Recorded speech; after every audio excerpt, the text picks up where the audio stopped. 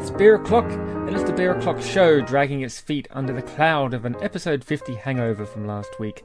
My name is Mark, your friendly beer noob, and joining me on a pontoon floating adrift down the Thames is my beer mentor, Steve. Hello, Steve.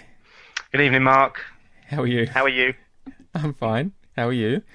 I'm fine, thank you. You recovered from your Friday night? I have recovered from Friday night. I've got to say, I wasn't too worse for wear after Friday night. Probably more cheesed out than anything else. We'll get to your Friday night in a little bit. Also joining us is beer blogger, rock fan, Southampton supporter, and a saint amongst men, Glenn Johnson. Hello, Glenn. Good evening, Mark. Good evening, Steve. How are you doing? Evening. I'm doing great, thank you. Thank you very, very much for joining us. We've got a nice beer, or a nice looking beer, on the slate for tonight. But before we get to that, Glenn, you are, as I said, a beer blogger. So yes. Why don't you let us know, or why don't you tell us how you got started in beer blogging and what your approach to it all is and all that kind of stuff?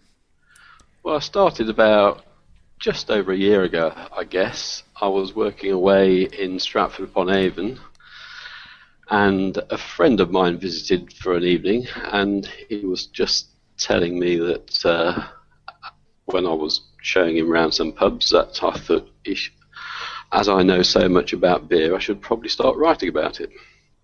So I thought, okay, I'll give it a go.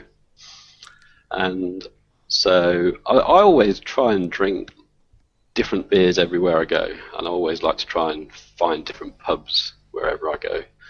So that's just thought I'll write about that. Okay, and what's your general approach as far as your blogging goes? What's your approach to what type of things do you write about? Do you just write beer reviews, or do you write other?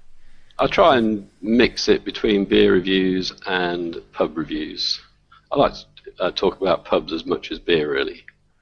Okay, because pubs are often vastly interesting, depending on the pubs you go to. They're all different. Yeah.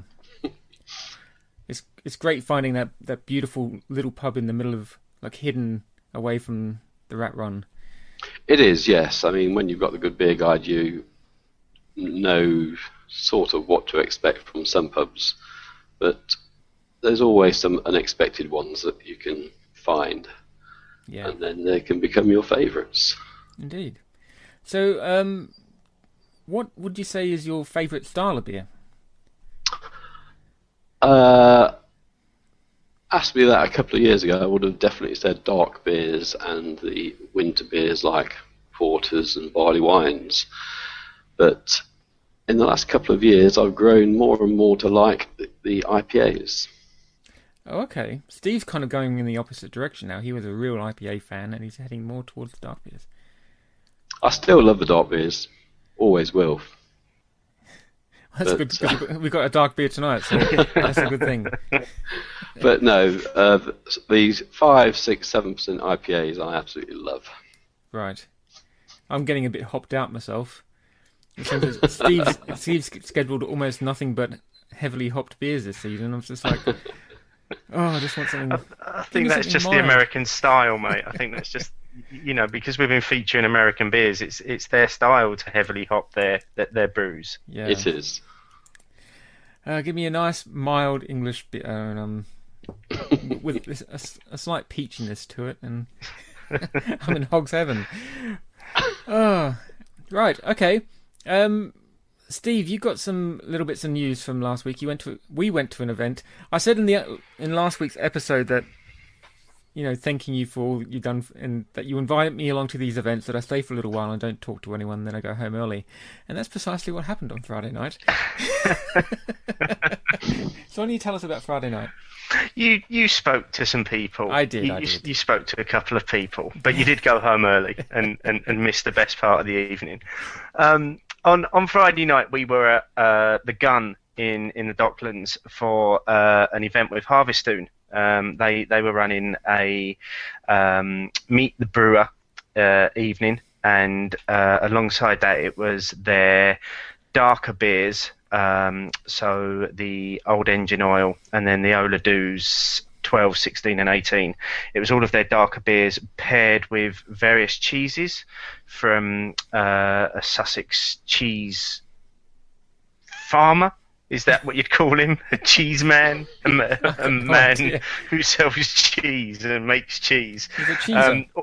A cheeser, yeah. Allsop and Walker from Sussex provided the cheese, and Harvestone provided the beer. And what we had was a fantastic evening where it was jointly hosted by the two brands.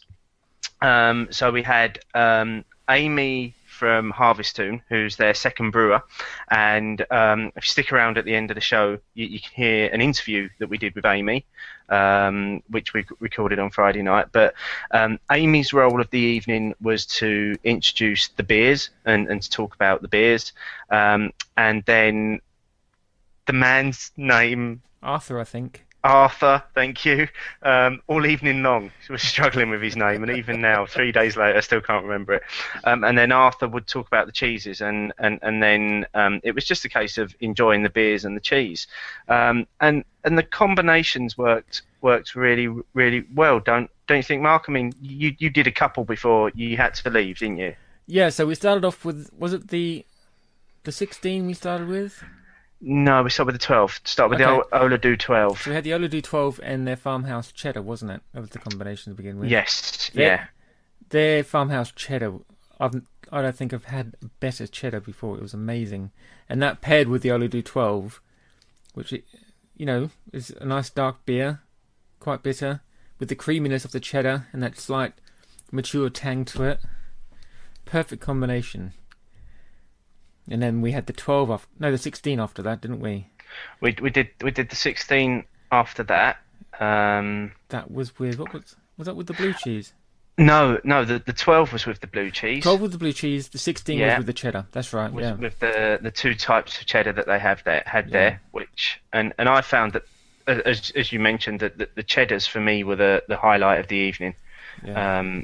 Really creamy texture and worked really well with the dark beers, and the dark beers just cut right through the cheesy tang, and it was a perfect balance. Yeah. And just keeping on, I love my cheese. So as I was heading out the door, I scabbed the slab of the brie that they had and almost took my head off that brie.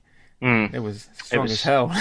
It was good brie. Yeah. You didn't try the other one, did you? The Lord London? Did you get a bit of that on your way out? I don't think I did. This was a cheese that they originally made it for the royal wedding breakfast last year. Was it last year or the year before? Oh, God knows when it was.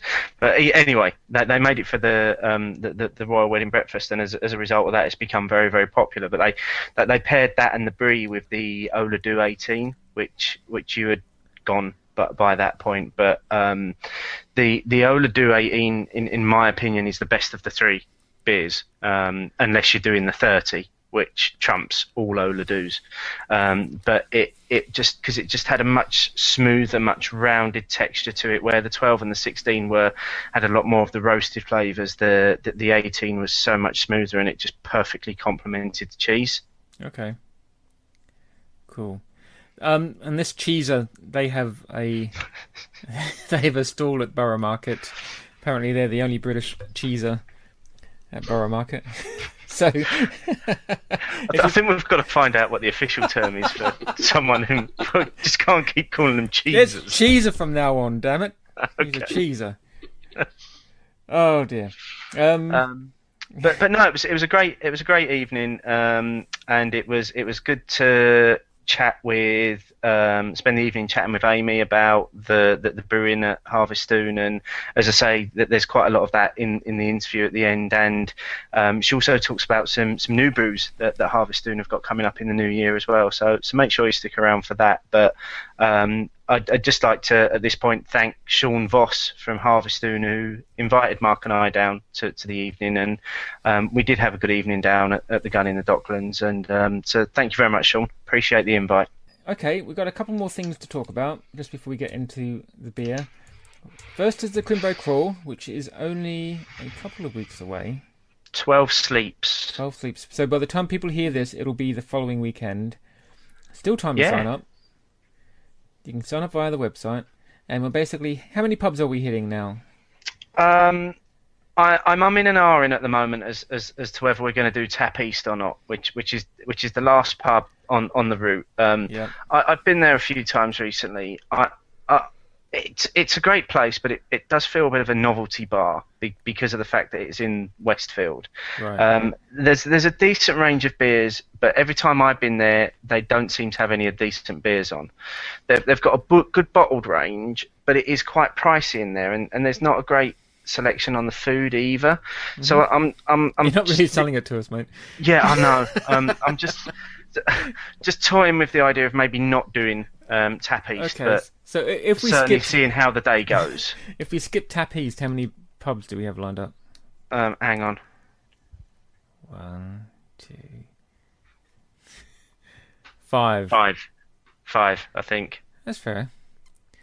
Southampton Arms, Camden Town, Brewdog, The Cock, and then Crate. Yeah, 5. Okay, cool. So it's going to be...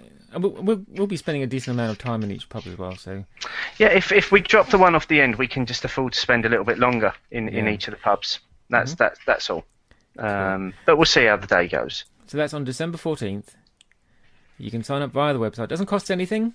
Come along. We just need to know roughly how many people we're going to be turning up and to expect at the first pub. And yeah, follow Twitter on the day and you can see which pub we're at if you want to come along midway through. So it's going to be fun. And the final thing before we get on to our featured beer, Yes. is a little thing you've got going on over Christmas, Stephen. Yes, well, I say it was originally me. I was playing around with this concept of doing 12 beers of Christmas. So I'm planning on starting on Friday the 20th, 1 beer a day for 12 days, finishing on New Year's Eve, drinking beers that I've been squirreling away over the past year and looking forward to at Christmas.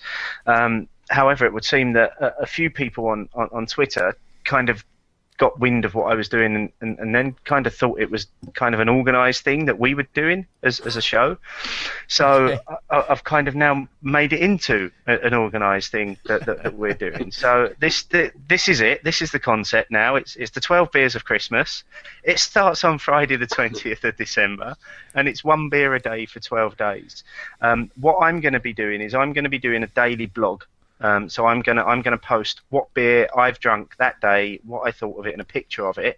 And what I'm going to encourage people to do is to in the comments box on that day is just to tell us which beer they've drunk and what they thought of their beer. So the idea is that hopefully by the end of the 12 days, what we'll have is a load of beers that have been drunk by the beer community, and I can spend some time in the early part of January just doing a summary blog of this is what we thought of the beers over Christmas. So all the details are up on the website as we speak. So to head to the website, have a look for the blog entitled hashtag 12 Days of Xmas and have a read of that and get involved. Yeah, it's on. Cool. Right, let's get on to this week's featured beer. This is another one of our American lineup for this season. It is from a brewery called... What's the name of the brewery? Is it Rogue? Rogue, yeah. Okay. It is. It is indeed. I'm trying to find out how much... What's the alcohol content of this? Is it telling me? Anyway. The bottle does not say. Oh, dearie me, that's dangerous. This is the Rogue Mocha Porter, which apparently, and I was told about this a little while ago by Steve, this is apparently the beer that's going to convince me that I can get a beer that tastes like a mocha. 'Cause I like my mochas, my chocolatey coffees, but we'll soon see if this is the case. So, Stephen, what do you know about this beer, mate? Well, I know that it doesn't seem to even list its percentage online, which is interesting. It is from Rogue, who at the moment are putting out quite an interesting range of beers as well. They're putting out a range of beers with some really strange sweet flavours at the moment called their Voodoo range. So they've recently done one with bacon and maple syrup in it. They've done one with chocolate, peanut butter and banana in it. And they've done one with pretzel and raspberry and chocolate in it as well. So they've been doing some strange brews at the moment. But they've got quite a portfolio of beers if you look at their website. Can't actually get where they're from at the moment. But this beer that we're doing tonight, it's ruddy brown in colour, a bittersweet balance of malt and hops with a light creamy finish. And it was the history of the beer is dedicated to the chocolate lover in each of us. Mocha Porter was once known as New Porter in honour of the town of Newport, Oregon, the home of Rogue ales. There you go. If I just read for long enough, I would have found where they were from. So, Glenn, have you had any beers from Rogue before? No, I've seen them around, but this is my first. Oh, very good. And it will be of no surprise to anyone that this is my first Rogue beer as well. It's my first as well. I've not had a Rogue beer before. We're all Rogue virgins tonight. Right, shall we just crack the top off and let's get into this hopefully delightful Mocha Porter. Yes. I'm not immediately getting chocolate on the nose. It's there in the background. Slight chocolate on the nose, yeah, but very, very slight.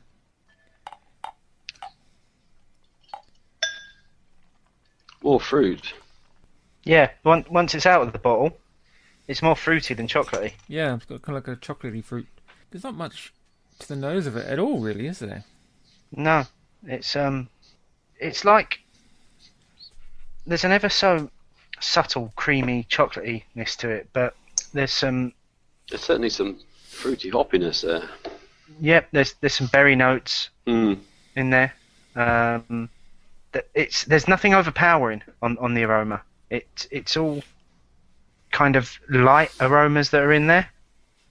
I did my usual trick of pouring it up my nose while I'm trying to sniff it. You gotta stop doing that, mate. Right, according to Untapped, which you can take with a pinch of salt, it's 5.3%. Right. Because Untapped isn't always 100% exact. So we're looking at around 5 and a bit percent mark. Okie doke. I take it because I thought maybe is it just a British law? I don't know, Glenn, if you know any more about this. Don't they have to state the ABV on the bottle? Isn't it a legal requirement? I think it's a British law. I think some states in America do, some don't. I'm assuming that Oregon, you don't need to. No, clearly not. Drink our beer. I've got no idea what the percentage is. It can do all sorts to you, but drink it anyway. Right. Enough sniffing. Right. Let's get sipping. Should we do this? Cheers. Cheers, boys. Cheers. Tastes like a bit of porter to me. Yeah, that's got to be the biggest silence I think ever in the history of the show. It is very pleasant. Very nice coffee in there. There is. But where's the chocolate? Where's the chocolate? There's no chocolate, is there, Mark? There's no chocolate in there. No, I mean, the bitterness is softened a little bit. Maybe that's the chocolate that's softening the bitterness off a bit. Very nice coffee taste to it, though. But there is a lovely coffee bitter finish. Well, it's a mocha. Quite gentle. It's not a chocolate porter. It's a mocha porter. So but let's not expect true. that we're going to get the same sort of flavours as we did from the Sam Smith's chocolate stout. That is fair. That's a fair comment. But if they're going to call it a mocha, I expect to get a certain, at least slight chocolatey sweetness coming through. The coffee side of it is very nice indeed. But it could be a coffee porter, and it wouldn't be a disappointment. Not saying that it's a disappointment, but you know what I mean. There's a very slight final bitter hit, and it's bittersweet like like you'd get from dark chocolate, but only in terms of how it feels, not in terms of how it tastes. I can relate to that being a mocha. I'm just not sure I can relate to it being a huge over chocolatey mocha. Yeah. Glenn, how are you finding it? I'm finding it pretty much the same as you guys, really. There's no real sweet chocolate to it, but there is that bitterness, which could be a bitter chocolate along with the coffee. But it's very, very smooth, and I could drink quite a bit of this. Yeah, it has a nice, really soft residue on the palate afterwards. It does. I'd almost be tempted to say you could almost do that as an after dinner drink as opposed to a coffee. You know, if you were serving a meal when you were serving coffee for dessert, you could actually quite easily get away with serving one of those. Mm-hmm. I think, without offending too many people, unless of course they don't like porter or beer.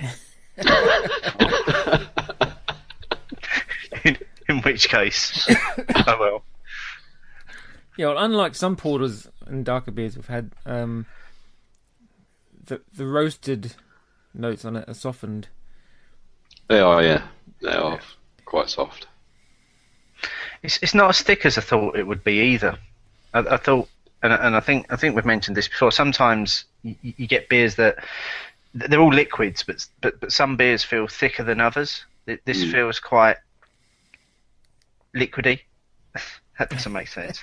It doesn't. It doesn't have the viscosity that some dark. I know what you mean. Yeah. Yeah, I'm glad you guys know what I mean.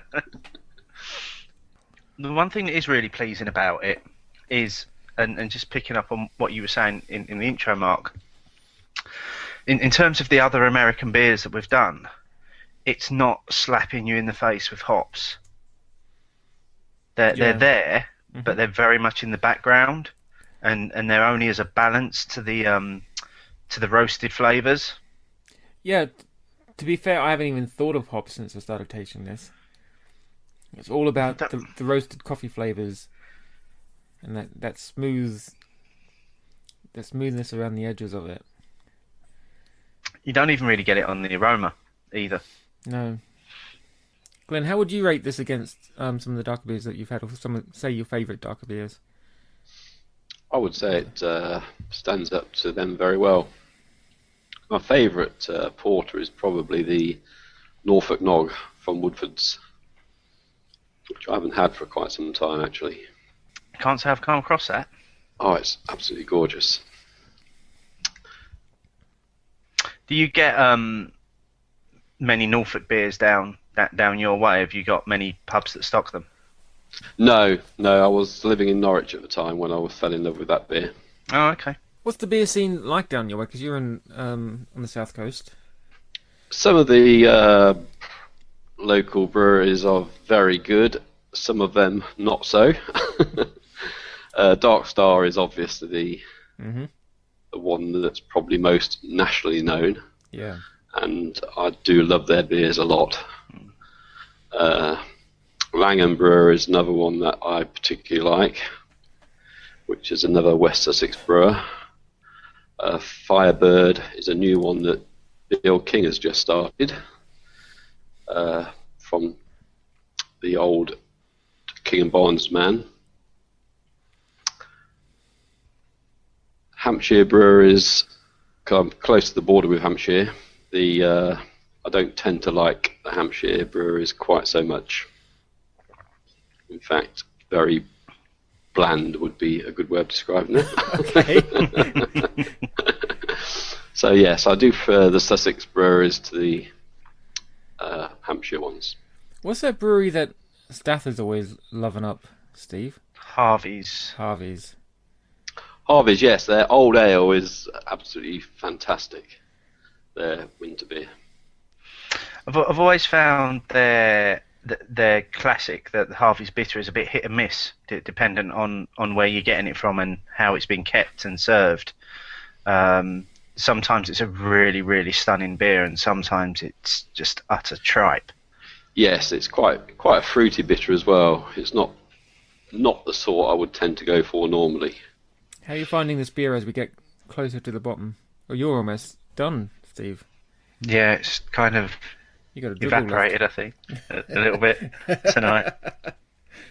I still think it's a really smooth beer. It's got really pleasant coffee undertones to it, and it is quite literally like drinking a beer version of a mocha. The chocolate isn't overpowering, the hops aren't overpowering. There's a lovely roasted bitter aftertaste in the mouth. Mm-hmm. It's actually quite a pleasant beer. It's really enjoyable. It's not changing too much as you get down to the bottom either. It's pretty constant throughout. Yeah, Yeah, I found that I find with a lot of beers like this, in my experience, is that the further you get down the glass, the bitterness intensifies and it becomes almost unpleasant sometimes. No, I think that was. I think this is softening a bit, really. Yeah, I think as it's warming a bit, it's softening through. Mm. Right, I finished mine off. It's quite nice. It was nice. I'm sorry it wasn't the great big chocolatey hit that I promised you, Mark. Wasn't me. Someone else recommended it. So whoever that was. I do have to say though, out of the out of the coffee-ish porters that we've attempted, this is probably the more satisfying one for me. It would have been nice to have a bit more sweetness in there, just to, in my mind, live up to the mocha name. But otherwise, really lovely coffee taste through it. The bitterness isn't overpowering. The hops just add some accents to it. It's just lacking that little sweet overtones, I think. That's my review. Nicely done. Thanks very much. I could see you were waiting for a compliment there. So Just pat me on the head, master. Yeah, no, that was good. I think I've completely forgotten what I was going to say. So, Glenn, how are you getting on with yours, mate? Nearly finished. It's going down very nicely. Very good. We'll wait until you finish before you get your final review. Stephen, you've given us your review. While we're waiting for Glenn, why don't you just give us a little heads up on what's happening in... do you want to talk about Season 4 yet? we can have a chat about Season 4. Go on. Okay. We're as we've done this season, where we had a bit of a focus on beers from the US, and I know many people will say that we've only just scratched the surface with US beers. Yes, we have, but it's the first time that we've done US beers, so we may come back and revisit some of the US beers in the future. But for Season 4, we're going to do a similar thing, but with some of the breweries that are in London, because there are quite a few breweries of all sizes currently residing in London, ranging from brew pubs to microbreweries to your bigger breweries such as your Fullers and your Meantimes. So we've been exploring the idea of featuring a series of London beers, but to also match those up on each episode with an interview with the brewery or the brewer that have actually produced the beer. And we're just part way through planning that at the moment. We've got some decent beers lined up. We've got some interviews lined up. Some interviews already in there. Ones that we can confirm will definitely be featuring. Subject to just confirming interview dates are we will be featuring Hiver, who produced the honey beer, who we've spoke about before. We'll be featuring Weird Beard. We'll be featuring Beavertown, Camden Town Brewery. Fuller's have come back to say they'd like to do something, but just need to confirm it with us.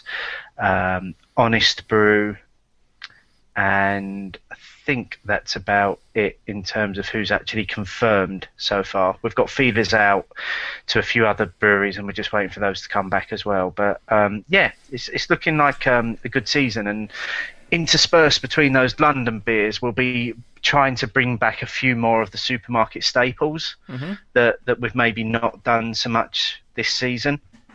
Because we know we've got a percentage of listeners that enjoy us reviewing the beers that you can buy in the supermarket, and we are also planning another homebrew special. So if you are, it's a bit of a shout out in terms of when it might actually be, because it's probably not going to be until May, June time next year. But if you are a home brewer and you want to come on to our next homebrew special, get in touch, because we've already got 2 lined up, and we'd probably like one more to replicate the special that we did this year. So season 4 is looking good, mate. It's going to be fun. Yeah, and you'll be impressed to know that I've heard of most of those breweries you mentioned. I won't mention which one I haven't. Right, Glenn, I'm assuming that you've finished your Mocha Porter now. What would your final words be on this one? It was very well balanced.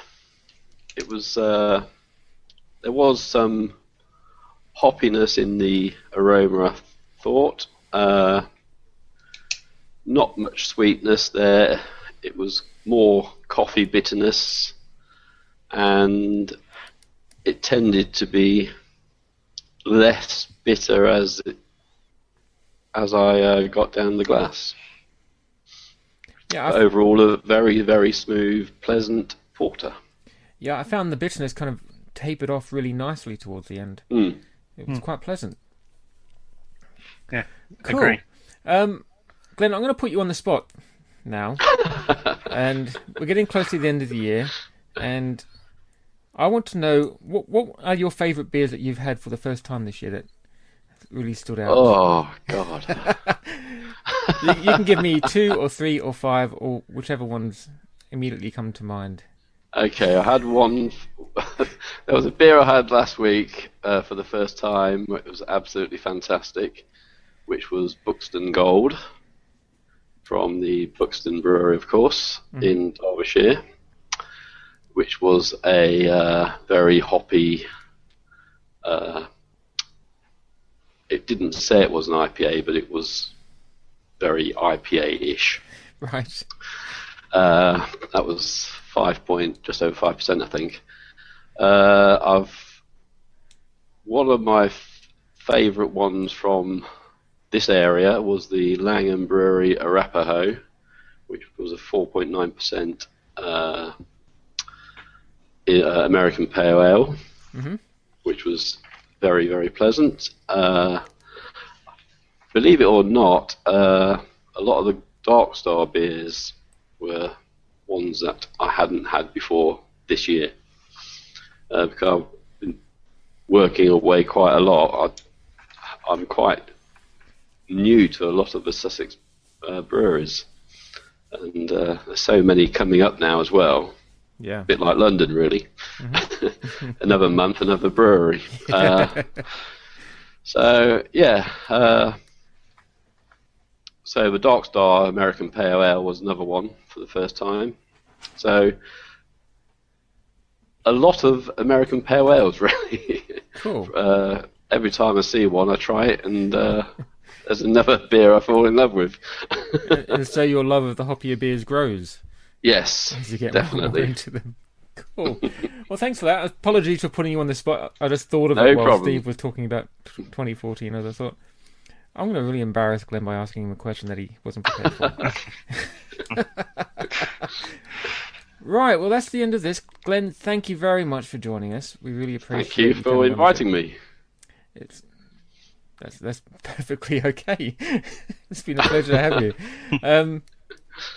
We've got, just to repeat again, we've got our Beer O'Clock show pub crawl on December 14th. By the time this comes out, you'll have a week and a day to book yourself a place. No cost. Book yourself on just so we can get numbers. We have around 10 people coming along with me and Steve and the random guy off Twitter who's going to be quote-unquote hosting the crawl. which I think will mainly be pointing to which direction we need to walk in. Yeah, he's struggling to be there for the start, Oh, so bloody he's hell. he's gonna join us a bit later on. So it's a good job I did that walkthrough with him, so I know where I'm actually going. Right, well, Steve will be quote unquote hosting the event while just randomly pointing in the direction that we should be walking. Yes. Plenty of room, come along. There's going to be beer. Of course, that's the whole point. There's going to be a lovely walk through London in December, providing the weather's fine. It's going to be gorgeous. And we will be using public transport, so don't panic. We're not walking all the way to Westfield in Stratford, or whatever that place is called, from Camden. That's it. Thank you very much for joining me, Steve. Thank you very much, Glenn. Another episode down. Yep. It's been the highlight of my week. Same. 2 more to go before the end of the season, and then we have a nice long break and dry period. Ish. Right. No, completely dry for me, and I'm going to be chatting about that next week as well. You will be. Because I'm going to be fundraising to stay dry, and I'm going to need all of our thousands of listeners to support me on that. Indeed. Right. That's it. Thank you very much, guys. Until next Thank you. Bye-bye.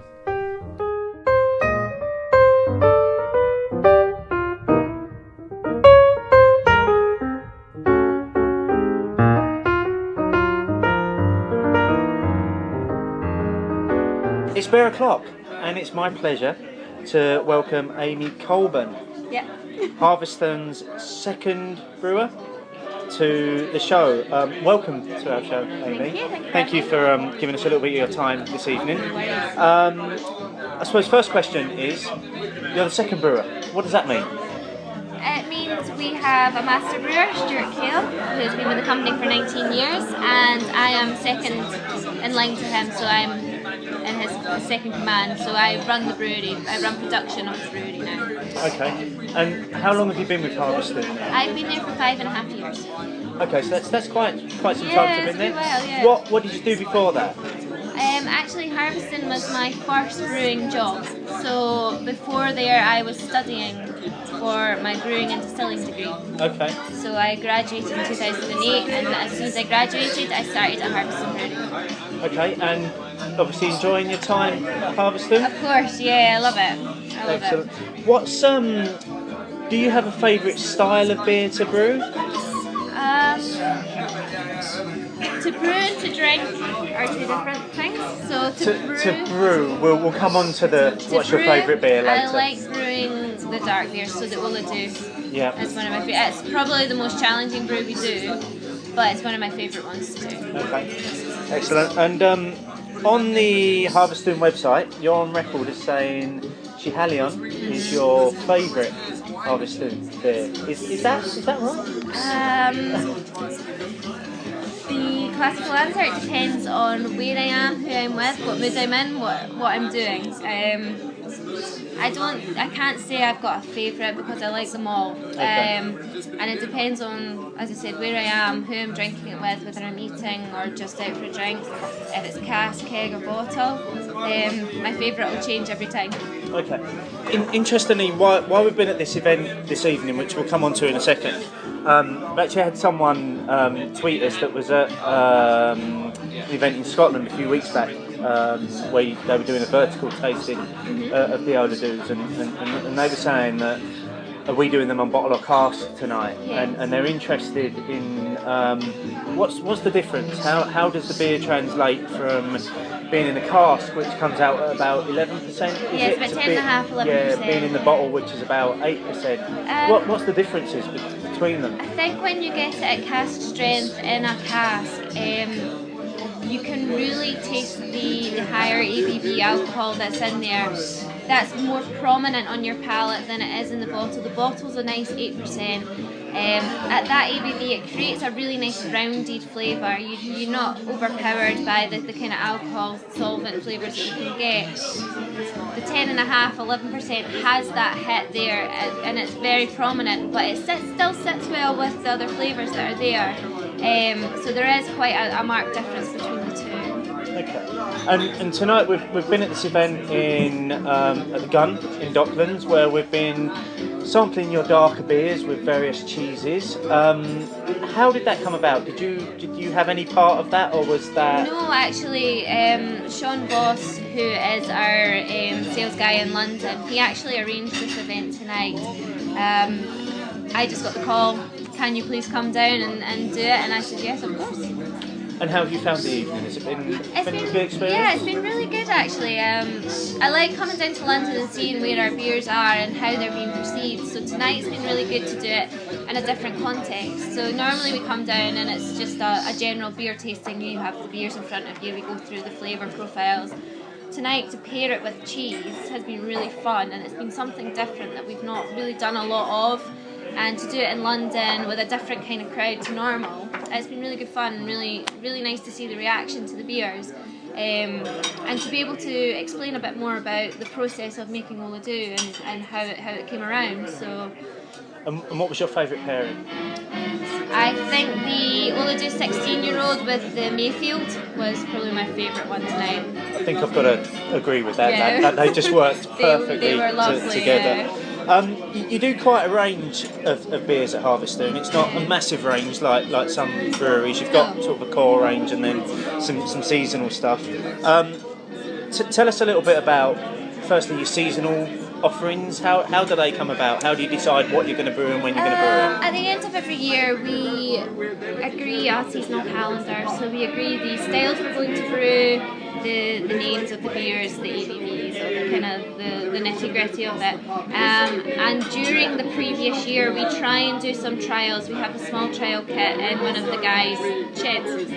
It's pretty much a replica of our brewery in his garden shed, which is fantastic for us to do product development on. So we will play with different flavours, different hops throughout the year, and then that helps us bring to the front the next year's seasonal. So at the end of every year, we agree the names and the styles, and we just pull off of what we've been playing with throughout the year as to what we want to do. And we spoke about the Schiehallion and the Ola Do's and the darker beers. What about one of my personal favourite beers of all time, Bitter and Twisted? Yeah. How does that come about? What goes into brewing that? Because that's probably one of your real staple beers. Yeah, it's probably our main brand, we would say. After winning the Great British Beer in 2003, it really took off. So brewing that's probably one of I hate to say easiest brews of the brewery, but it is, and probably because we do it the most often.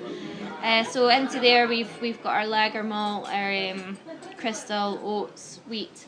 They all go in, and then it's just a standard brew day for us, adding in our Slovenian and German and English hops into there to create the beer that it is. And it is a fantastic It beer. is a fantastic beer. I absolutely love Bitter and Twisted. Where do you find the inspiration for new beers? You find it everywhere. I think really watching what's going on in the market is one of the best ways. And watching not only what's going on in the beer market, but the food and the spirit, whiskey industry really, really helps you create new products or just think of new ways of doing a beer. You know, just that slight little tweak can create something completely different. And you can pick that up from anywhere. And as I say, the food industry and also the spirit, especially the whiskey industry, they give you some great, fantastic ideas. And even like the new kind of the craft bars that are coming through, they all have fantastic little ideas that they do, and you can see it and think, well, actually, if I'd done that and maybe tried it in a different way, you can sometimes hit something that's just fantastic. So. Okay, so what's next for Harvester? What can we expect in the next year or so? Is there anything new on the horizon? Next year we are releasing 2 new beers. So we have our Ridge Pale Ale, which is an Indian Pale Ale made with American hops. That's coming out in a 33cl bottle and keg. And we also have an amber ale called Broken Dial, which will be released at the same time. They both should be released early next year. So they're really exciting. They're 2 new products for us to push, and they're 2 styles that we don't have out at the moment. So it'll be really interesting to see how they go. That sounds really exciting, and I think we've been chatting to Sean about maybe being able to try and review some of those on the show. That'd be brilliant. Yeah. That'll be great, because I've gone on record a number of times to say how much we enjoy your beer. It's great. It's great beer that you guys produce. Final question, probably the worst question that, certainly in my experience, brewers hate to be asked. I'm not going to ask you what your favourite beer is. It's a slight variation of that. If you were stuck on a desert island and you can only drink one beer, what would that beer be? Veteran Twisted. Lovely corporate answer. Listen, Amy, I really appreciate you giving us your time this evening. Thank you for this evening. Thank you for hosting this evening. Really enjoyed it, and thank you for answering some questions for the show. Thanks for having me. Thank you. Thank you.